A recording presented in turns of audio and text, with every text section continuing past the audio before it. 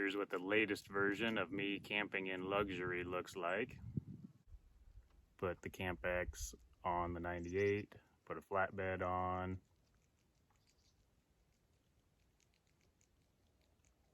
Liking it so far. Got a lot more to do. I don't really like how high the camper sits, but I've got some ideas. Might do something a little different there. Beautiful day.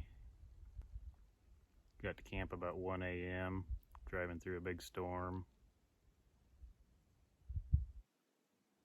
Woke up about 5 a.m. to a huge lightning storm going right over us. Seems like we're always in the craziest storms when we're out in the camper.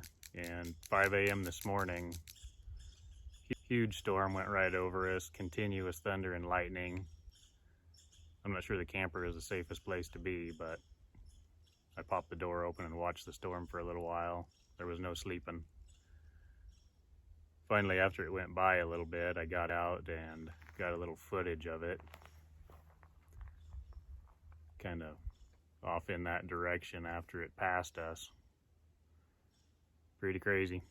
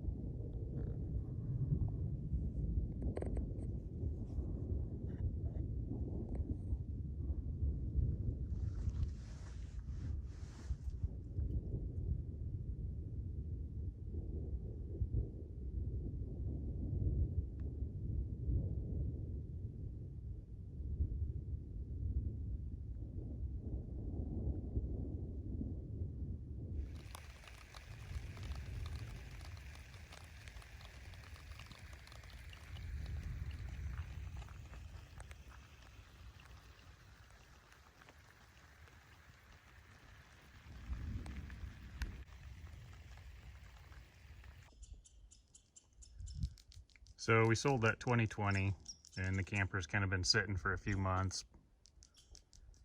This is what I put together recently.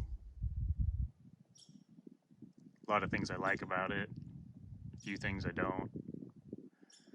Got a few ideas for the things that I don't like, including how high the camper sits above the truck. It's not ideal. It's like you need a subframe for the camper that mounts directly to the truck frame, and then pull the flatbed off every time you want to use the camper, but that's not super convenient either. So I'm not sure what I'm going to do there. Also, I might take this headache rack off and fill this in with a box, but it worked pretty handy for strapping stuff down last night.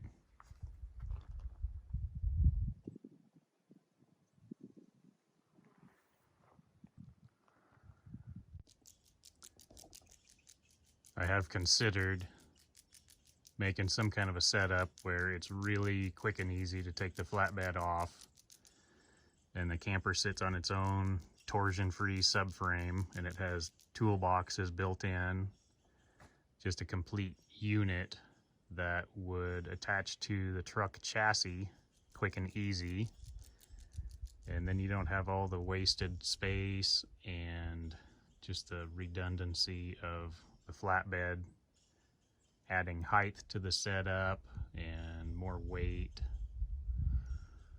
So I don't know, thinking about possible options. Still got a lot of stuff to finish up. All the wiring is pretty much just temporary attached back there.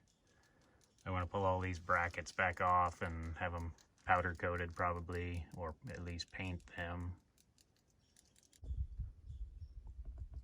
Need to figure out something for my fuel filler. I can fill it up like this, but it's a little tricky. So gotta finish that. Still gotta run my power cable to the truck battery for the camper power. But the solar is usually enough that you don't need that too often.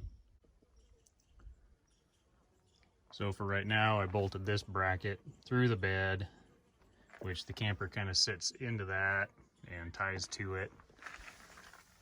And then there's this channel I fabbed up real quick to kind of distribute the load so it's not just on the flatbed deck.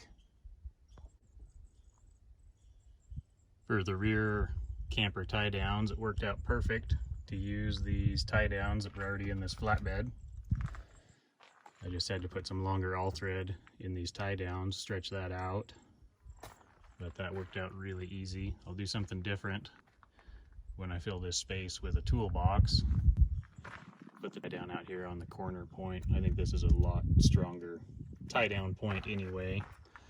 These are a little bit flexy, it seems like. Then I might do the same thing up here. Move that tie down out to a ring, some kind of a bracket out here, outside of a toolbox.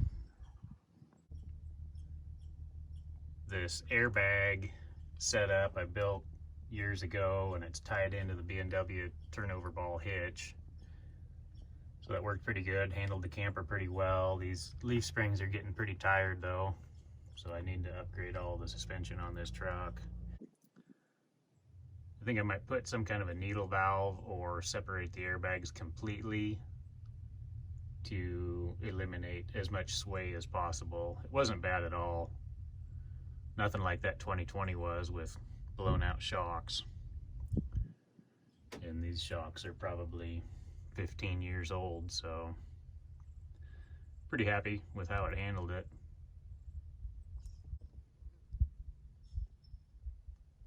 A little different angle view of the airbag bracket and the turnover ball hitch. There's a lot of steel there. It's pretty heavy and overkill probably.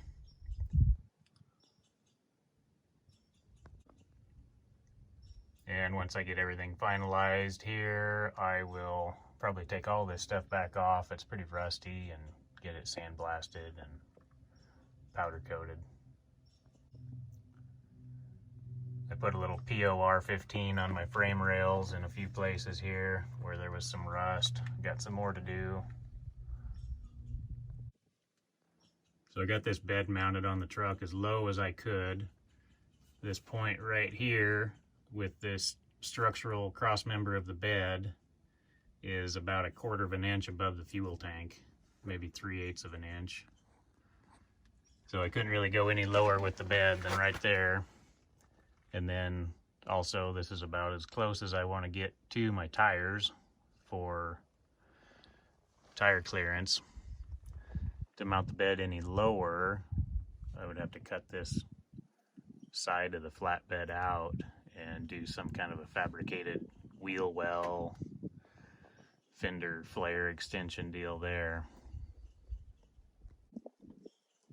So I think this is about as low as you could get this camper sitting on this chassis without doing some kind of a fully custom bed to keep everything lower.